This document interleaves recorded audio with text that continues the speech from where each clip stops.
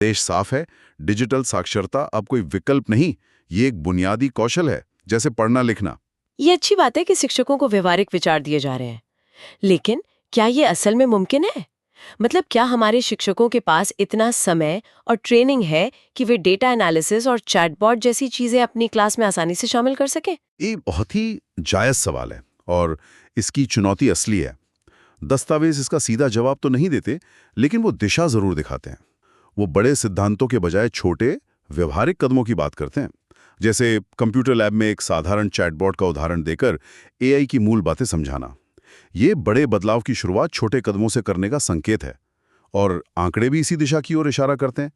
एक रिपोर्ट के मुताबिक 2026 तक लगभग 75% एंटरप्राइज एप्लीकेशन में एआई शामिल होगा और एआई से व्यक्तिगत तरीके से पढ़ाने पर छात्रों की भागीदारी 60% तक बढ़ जाती है।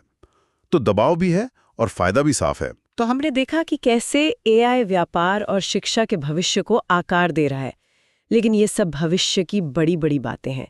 अगर हम आज का यानी 14 जनवरी 2026 का एक स्नैपशॉट लें, तो यह बदलती दुनिया असल में दिखती कैसी है? हमारे स्रोतों में आज की कुछ दिलचस्प सुर्खियां भी हैं। हाँ, और ये सुर्खियां इस बड़ी तस्वीर को और भी साफ कर देती हैं। पहली सुर्खी पर्यावरण से जुड़ी है।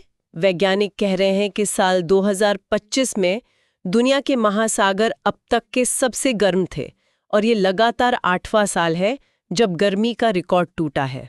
ये एक बहुत गंभीर चेतावनी है। ये हमें याद दिलाता है कि हम चाहे कितनी भी तकनीकी तरक्की कर लें, हम पर्यावरण की इस सच्चाई से मुंह नहीं मोड़ सकते। दूसरी खबर तकनीक से ही जुड़ी है। भारत